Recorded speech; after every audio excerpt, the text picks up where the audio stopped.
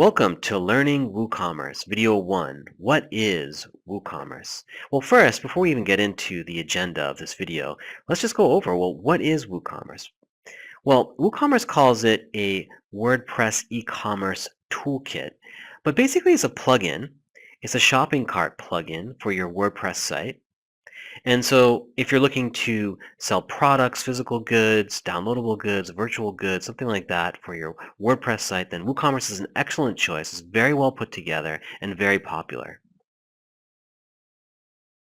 So in this video, what we're going to do is we're going to take a tour of a WooCommerce store from the front end, get a feel for what it looks like to a potential customer, look at a product and look at what's called a variable product and a simple product and see how they work.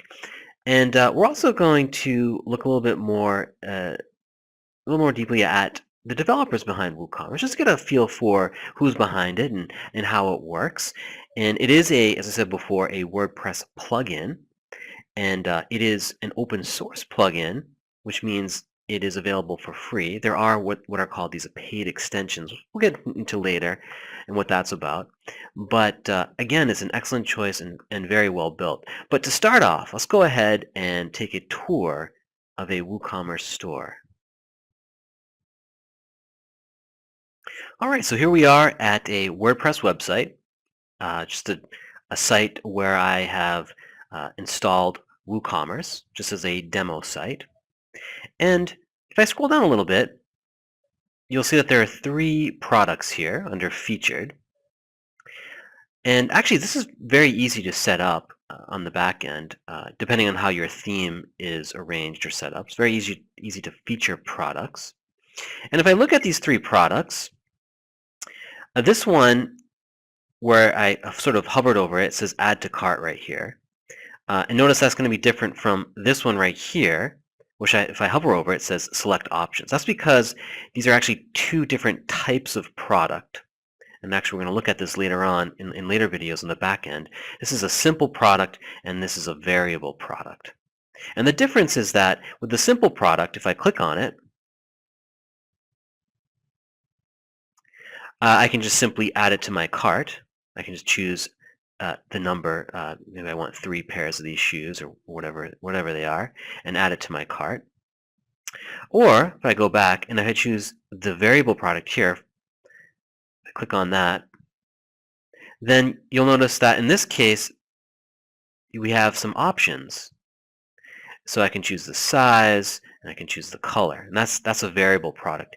And really the difference is that not only do I have options to choose from, but I could potentially also have different prices depending on the options that I choose. So in this case, small may be less expensive than a large. See that, how the price jumped? So you can do those types of settings on the back end, which we will look at later videos. That one in the middle there, I just wanted to put together. It is a simple product, but it is on sale. So I wanted to show you that a product that's on sale could look different. It could have this sale button next to it. It could also have this strike through and the sale price. Now I say could because it does depend on your theme, particularly how this looks right here, the sale button looks like. You may not have it in your theme, but typically in most WooCommerce installations you will see that sort of strike through. But again, the look of it may be different, probably will be different. But it is a nice feature to have it sort of have a sale price like that and sort of call it out like that. All right, so we look at these 3 products. Now I do want to note that these are all basically shippable products. However, it's also worthwhile to note that you could potentially have a virtual product, and that's fine. And the virtual product is basically something that doesn't require shipping, so you wouldn't charge shipping for. And that could be something like a service. Maybe you're selling accounting services or something like that, and maybe you allow your customers to purchase it by the hour or something like that right online in packs or something like that. So anything that doesn't require shipping. And the third option that you could potentially have is a downloadable product. And the difference between a virtual and a downloadable basically is that a downloadable product is something like an ebook, maybe an MP3, a song, something like that, something that the user could download. So basically you would sell it and they would get a link and they would be able to download the product. And that's basically a downloadable product. So you have these shippable products and there's some options there, and you have you have the virtual products and you have the downloadable products. All right, I also want to show you a couple other things here. I'm going to scroll to the top and um, just in my navigation and click on shop. And this is basically all the products in this demo store here. Okay, and how these are arranged will definitely be different depending on the theme. It could be 2, it could be 3. Again, this could vary quite a bit depending on the theme. But what I did want to show you was these categories right here. Now the styling, of course, and where it's placed is dependent on the theme. However, what's important to note is that you can put products in various categories and subcategories. And so here, there's a category called brand, and then there are sub-brands right here under that. And so, and here we have accessories, main collection. So it allows your users to navigate your store more easily. And if I click on it, so if I click on accessories, that accessories page shows up with just the accessories products, categories in that products in that category. So again, it really helps your users sort of navigate through your store more easily. All right, before we leave our tour here, let's take a quick look at the checkout process and get a better understanding of that. Now first of all, Woocommerce will actually create several pages after you install Woocommerce on your WordPress site, or after it's installed. Several pages will be created. A checkout page. Now, if you display it, you may or may not want to display them in your navigation, but it does create several pages, and so you can see that the customer can go and log into their account, go through the checkout process, that sort of thing. In this particular theme, there's a cart up here where customers can view their cart, click on that to view their cart, and then go through the checkout process. A lot of themes have something similar to that, so it's not unusual. It's just not necessarily part of the standard WooCommerce installation, but a lot of themes have something like that. But here I'm looking at the customer cart, and if I proceed to checkout by clicking on that, you can see that the customer can fill out their address and all the rest. Of course, you can choose which countries you want to ship to. By default, it includes basically every country in the world. For the most part, you may not want that, obviously. But then it'll also calculate shipping for you. So in this case, I have free shipping set up on all the orders. Obviously, you don't have to have that. There are some, out of the box, there's some basic shipping settings that you can set up. I say basic because usually if you have anything more than, you may have different zones of shipping. So for example, you may charge a particular price for Canada and then another price for the UK. And so you may have some different shipping options there as well. And in a lot of cases, when you have those types of things, the basic settings won't do the trick, or I should say the out-of-the-box settings won't do the trick. You often have to purchase an extension, a shipping extension to handle more zones and whatnot, and it's called table rate shipping and that sort of thing. But if you're interested in just free shipping or some very basic, very basic shipping options, then you don't have to purchase any extensions for that. However, in a lot of stores, usually maybe a table rate you might need something like that. The other thing I wanted to note was payments, and you can see here that I only have PayPal set up here. Out of the box, WooCommerce integrates with PayPal Standard. You could also, although it's probably not very likely, accept checks. So you could have an option for accepting checks and that sort of thing. But those other options, not very popular. PayPal is very popular. Now, if you wanted to do other gateways, if you wanted to, for example, accept credit cards directly online, you of course could. It just requires extensions or an extension. an extension, for example, authorize.net, you can have an extension for that.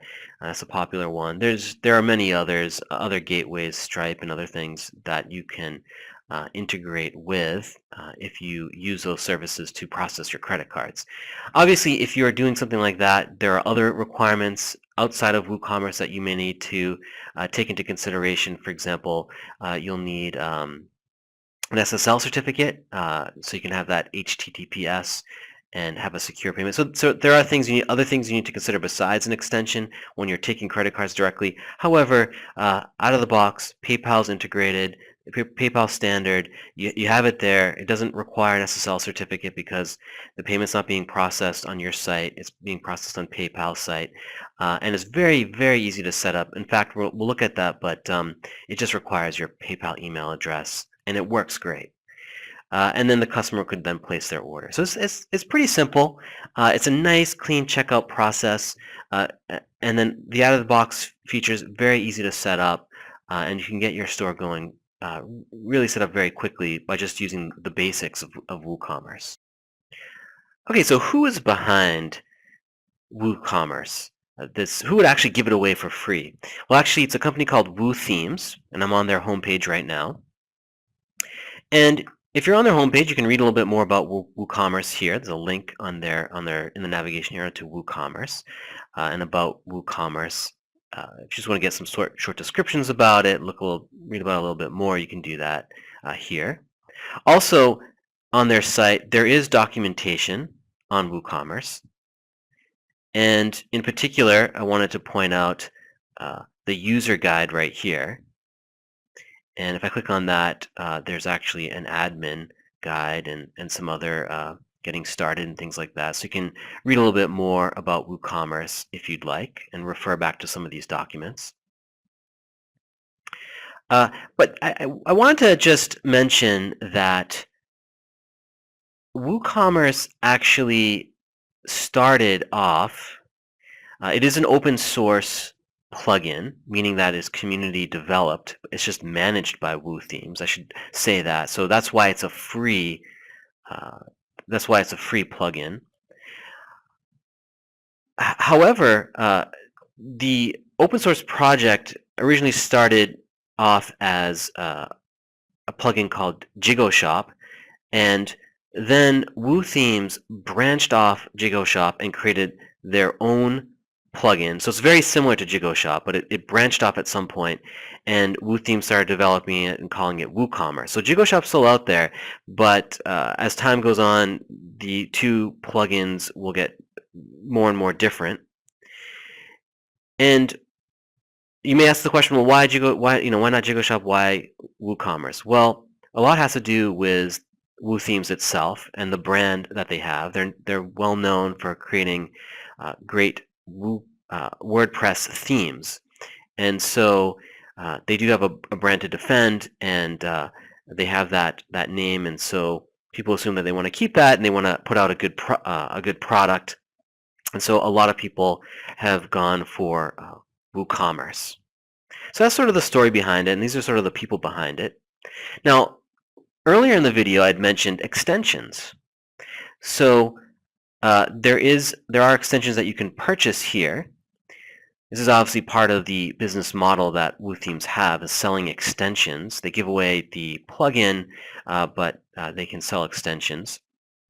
You actually don't have to necessarily purchase extensions from WooCommerce. There are other places where you can purchase WooCommerce extensions, but there are quite a few here on the website, and you can search for various payment gateways and things like that, but you can see that there's all sorts of ways of extending WooCommerce. It has some really great functionality, and the prices are fairly reasonable. I mean, you're looking at extensions between, depending on the functionality, of course, between $29, a lot around the $49, $50 range, and you'll see some at the $99 range.